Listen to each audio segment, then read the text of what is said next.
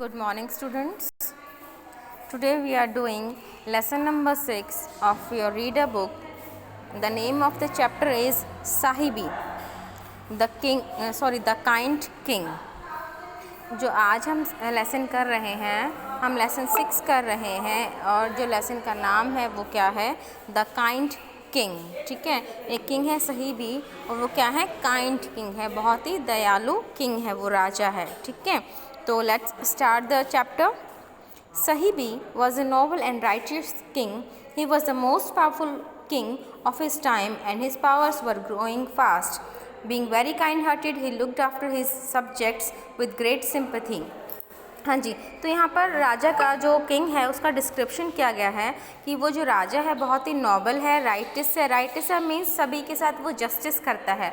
ठीक है, किसी के साथ भी वो बुरा व्यवहार नहीं करता और सबके लिए वो सही न्याय करता है, सबको न्याय देता है. ठीक है, और वो क्या है? He was the most powerful king of the his time. और वो यही रीज़न है कि वो उस अपने टाइम का सबसे ज़्यादा पावरफुल, सबसे ज़्यादा शक्तिशाली वो राजा बन गया. And his power were growing fast. और जो उसकी शक्तियाँ हैं वो डे बाय डे बढ़ने लगी, क्योंकि जो लोग थे, जो उसकी पीपल थे, जो उसकी प्रजा थी, वो उससे बहुत ही ज़्यादा प्यार करने लगे. जब ऐसा राजा होगा कि अपने प्रजा को देखेगा, उसको प्यार करेगा, तो ये ऑब्वियस सी बात है कि जो प्रजा है वो भी उससे प्यार करेगी. Being very kind hearted, he looked after his subject. Subject यहाँ पर कौन होगा? जो वहाँ पर रहने वाले लोग हैं, उसके राज्य में जो रहने वाले लोग हैं, जो उसकी प्रजा है, उसके लिए यहाँ पर बेटा सब्जेक्ट्स का यूज़ हुआ है. With great sympathy. हाँ जी, वो एक काइंड हार्टेड और था ही, मीन्स बहुत दयालु था और अपने जो प्रजा की वो जो देखभाल है विद ग्रेट सिंपथी, बड़ी ही सहानुभूति से करता था. मीन्स किसी से के साथ भी वो रूड बिहेवियर नहीं करता, सबसे प्यार से बोलता, सबको प्यार से समझाता था. ठीक है, even the animals and birds under his jurisdiction were cared for with affection. हाँ जी, यहाँ पर कहते हैं कि ना सिर्फ आदमी बल्कि इवन द एनिमल्स, जो जानवर हैं और जो बर्ड्स हैं, पक्षी हैं, उसके न्याय में मतलब जो उन सब को वर केयर्ड फॉर विद अफेक्शन, सबके साथ को बड़े ही प्यार के साथ उनकी केयर की जाती, उनकी देखभाल की जाती. ठीक है, all this amounted to his greater popularity among the मैशेज़.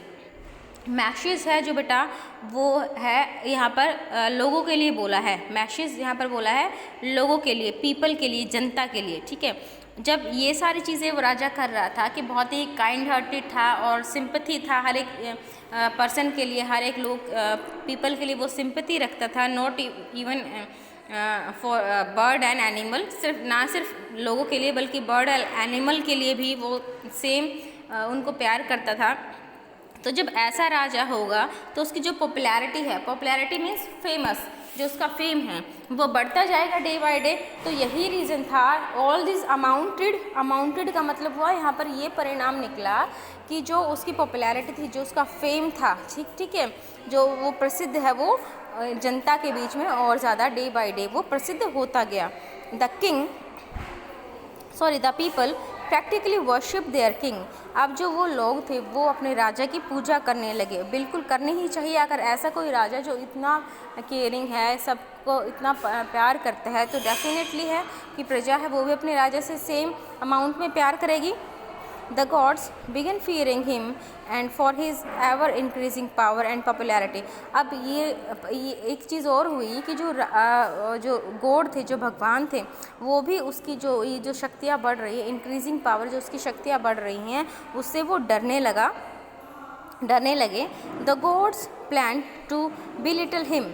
Belittle होता है बेटा कि उसको छोटा महसूस कराना, कैसे भी करके उसको थोड़ा सा इंसल्ट कराना, उसको अपमान महसूस कराना. ठीक है, तो वो कहते हैं कि अब जो गॉड्स हैं, जो भगवान हैं, उन्होंने प्लान किया कि उसको छोटा महसूस कराएंगे बिफोर हिज पीपल, कि उसकी जनता के सामने उसको इंसल्ट कराएंगे या कुछ ऐसा प्लान करेंगे कि जिससे उसको थोड़ा सा अपने आप को शर्मिंदगी महसूस हो. One day king Shibi was sitting on his magnificent throne holding court. हाँ जी, एक दिन क्या हुआ कि जो किंग साहिबी थे वो अपने मैग्निफिशेंट मीन्स बहुत ही अद्भुत, बहुत ही सुंदर से अपने थ्रोन, अपने सिंहासन पर बैठे हुए थे और उनकी जो सभा है, कोर्ट मीन्स उनका दरबार चल रहा था. All the courtiers were sitting in long rows on both side of the throne. हाँ जी, जो उनके कटियर्स होंगे, जो दरबारी होते लाइक मंत्री है ना, इस तरीके से। तो वह कहते हैं कि जो उनके मंत्री थे वो सिंहासन के दोनों साइड में काफ़ी लंबी लाइनों में बैठे हुए थे। एंड अपीलेंट, अपीलेंट कौन होता है? जो अपील लेके आते हैं, मीन्स उसको कोई शिकायत है, ठीक है, तो वो आता है। अपीलेंट होगा यहाँ पर कोई शिकायत करने वाला। Stood board before the king when a Dove, एक अपीलेंट खड़ा था, मीन्स एक याचक जो था वो खड़ा था, उसको कुछ काम था, राजा के सामने झुका हुआ खड़ा था। व्हेन अ डव, एक डव आया, एक कबूतर आया। एज वाइट एज स्नो, और वो कैसा था? बिल्कुल सफ़ेद रंग का। was seen flying towards the throne, वो थ्रोन की तरफ यानी कि सिंहासन की तरफ वो उड़ता हुआ आया। It was pursued by a huge eagle, और उसका पीछा कौन कर रहा था? एक बहुत बड़ा ईगल कर रहा था। एज ब्लैक एज कोल, और वो ईगल कैसा था? एकदम काला, जैसे कि काला कोयला होता है, ठीक है। यहाँ पर कंपैरिजन किया गया, कोल मीन्स कोयले की तरह काला था, और वो जो डव था वो कैसा था? वो बिल्कुल सफ़ेद था, लाइक स्नो, बर्फ़ की तरह। The eagle was trying to catch the dove into the sharp claws. अब वो जो ईगल है उसने क्या कोशिश की कि उस डव को पकड़ने के लिए अपने पंजों में, शार्प क्लॉज होते हैं, अपने पंजों में पकड़ने की उसने बहुत कोशिश की। The Dove reach the king, अब वो जो डव है वो किसके पास पहुंचा? राजा के पास। He took her in his palm and kissed her with all the tenderness of a mother bird. हाँ जी, अब उस राजा ने क्या किया कि उसको अपनी पाम्स, उसको अपनी हथेलियों पर रखा। एंड केयर्स, और उसकी देखभाल की, मीन्स उसको प्यार किया। हर with all the tenderness, tenderness क्या होगा बेटा? कि बड़े ही कोमल तरीके से, जैसे ऑफ अ मदर बर्ड, जैसे कि कोई मदर बर्ड है, जैसे कोई माँ है ना, जिस माँ अपने बच्चों को कितने प्यार से हाथ रखती है, उसको सहलाती है ना, ठीक उसी टाइप में जो राजा ने उसको बड़े ही प्यार से उसको सहलाया, उसके ऊपर हाथ रखा बड़े ही कोमल तरीके से, बड़े ही प्यार से। What's the matter the little bird asked the king, अब राजा है वो क्या पूछते हैं कि क्या हुआ little bird? Please save my life from this eagle, he is after me to kill and eat, cried the dove in distress. हाँ जी, डिस्ट्रेस है बेटा दुखी, डिस्ट्रेस होता है दुख से या फिर उदासी से, ठीक है। तो वो कहता है, जो बर्ड है वो चिल्लाया, वो कहता है बड़े ही दुखी से चिल्लाया, वो कहता है कि please save my life this eagle, कि मेरी इस ईगल से प्लीज़ आप मेरी जान बचा लीजिए। He is after me to kill and eat, हाँ जी, वो मेरे पीछे पड़ा हुआ है। आफ्टर मी टू किल, वो मेरे पीछे पड़ा है मारने के लिए। एंड ईट, और वो मुझे मार कर क्या करेगा? खा जाएगा। Don't be afraid the king assured the Dove, हाँ जी, अब राजा ने उस डव को क्या बोला? उसको क्या अश्योर किया, क्या अश्योरिटी दी? आश्वासन दिया, मीन्स उसको ये विश्वास दिलाया कि डोंट बी अफ्रेड, डरो मत, you are under my refuge now. वो रिफ्यूज होता है शरण में, वो कहता है कि आप मेरी शरण में हो, सो डोंट बी अफ्रेड, डरो मत। No one in the world can cause you harm, no one in the world can cause you harm, वो कहता है कि इस वर्ल्ड में, संसार में कोई भी ऐसा नहीं है जो आपको नुकसान पहुंचाएगा। The eagle by that time, जो ईगल है उस समय हैड रीच द कोर्ट, अब जब वो ये बातें कह रहे थे राजा उस डव से, ठीक है, जब उनकी कन्वर्सेशन चली हुई थी, तो वो कहते हैं कि उसी टाइम पे जो वो ईगल है, वो बाज है, वो कहाँ पर आया? वो कोर्ट में पहुँचा, दरबार में पहुँचा। He came before the king and said, "O great king, give me that bird so that I can eat her and appease my hunger." अब वो कहता है, जो ईगल है वो क्या कहता है? ओ ग्रेट किंग, ओ महान राजा, गिव मी दैट बर्ड, मुझे ये बर्ड है ना आप मुझे दे दीजिए, क्योंकि मैं इसको खाना चाहता हूँ। आई कैन ईट हर, मैं इसको खाना चाहता हूँ। एंड अपीज़ माई हंगर, और अपीज़ होता है अपनी भूख मिटाना या फिर शांत करना। कहता है कि आप मुझे इस बर्ड को दे दीजिए, मैं इस बर्ड को खाकर अपनी भूख को शांत कर लूँगा, अपनी भूख मिटा दूँगा। The bird is under my refuge, I am not going to betray her trust, said the king. अब वो राजा क्या कहते हैं कि ये जो बर्ड है ना, ये मेरी शरण में आया हुआ है और मैं अब इसका विश्वास नहीं तोड़ूंगा। बिट्रे होता है विश्वास तोड़ना, ठीक है। बिट्रे हर ट्रस्ट, मैं इसके विश्वास को नहीं तोड़ूंगा। बर्ड्स आर माई फूड, जो बर्ड्स हैं वो मेरे फूड है, मेरा खाना है। It's not fair on your part to deprive me of my food. अब वो कहते हैं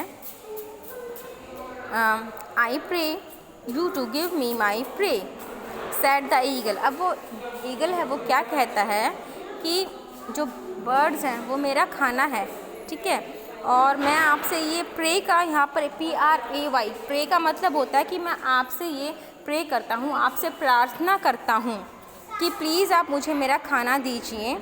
to give me my prey, यहाँ पर जो प्रे है उसका मीनिंग होता है बेटा, उसका वो दूसरा मीनिंग है, ठीक है।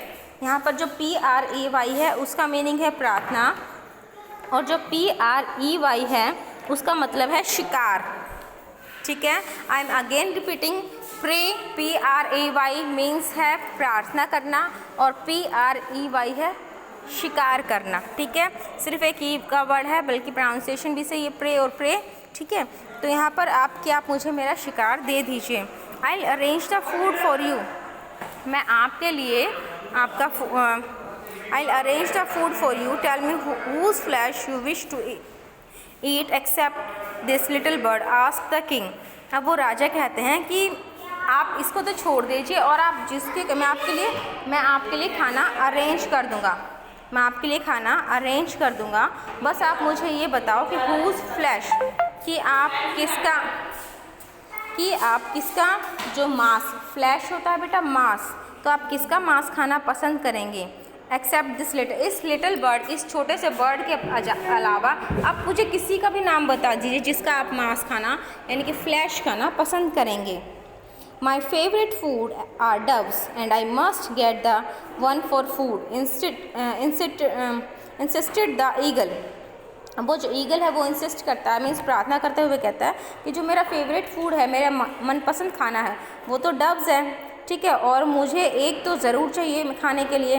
But if you want to save this bird, लेकिन अगर आप इस बर्ड को सेव करना चाहते हैं, इसको बचाना चाहते हैं, I will settle for an equal weight of flesh from your body.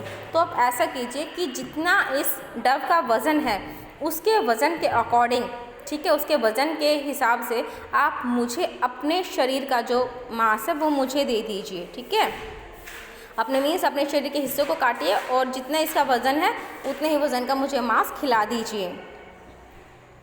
The king in order to fulfil the eagle's demand sent his man to bring in a sharp knife and pair of balance. हाँ जी, तो राजा ने उसकी eagle की जो इच्छा है उसकी डिमांड को पूरी करने के लिए अपने एक आदमी को कहाँ पर भेजा, एक शार्प नाइफ, एक मतलब नुकीला सा तेज चाकू लेने के लिए, and a pair of balance. Balance का मतलब क्या हुआ, बैलेंस यहाँ पर बेटा तराजू होगा। बैलेंस यहाँ पर कौन होगा, तराजू, तोलने वाला तराजू, ठीक है, उसको बोला गया है कि आप मुझे एक तो वो दे दी बैलेंस लेके आओ और एक वो तराजू लेके आओ और एक क्या लेके आओ, एक नुकीला तेज चाकू लेके आओ। The king cut his own flesh and weighted it against the dove. अब राजा ने क्या किया, अपना खुद का मांस काट लिया, मीन्स हाथ का, शरीर का कोई भी हिस्सा काटा, and weighted it against the dove, और उसके मतलब जितना उसका वजन था उसके बराबर वो उसको तोलने लगा। No matter how much flesh the king cut, ये नहीं मतलब कि राजा ने कितना उस मांस को काटा, and placed on the balance, मतलब जितना वो काटता उसको प्लेस्ड ऑन बैलेंस, वो उसके ऊपर रख देता। जो तराजू है जितना वो मांस काटता वो उसके ऊपर तराजू के ऊपर रख देता। The dove seem to be getting still heavier than before, चाहे वो कितना भी अपना शरीर का हिस्सा काटता, कभी ठीक है मांस काटता अपने शरीर का, लेकिन हर बार क्या होता कि वो जो डव है, वो जो कबूतर है, वो हर बार उससे भारी हो जाता, ठीक है। तो अभी हमने वी डिड 2 पेजेस ओनली, ठीक है, तो यहीं पर इतना ही किया है आज हमने। अब हम इसको फिनिश कर रहे हैं, ठीक है। टुमारो हम फिर से इसको कंटिन्यू करेंगे।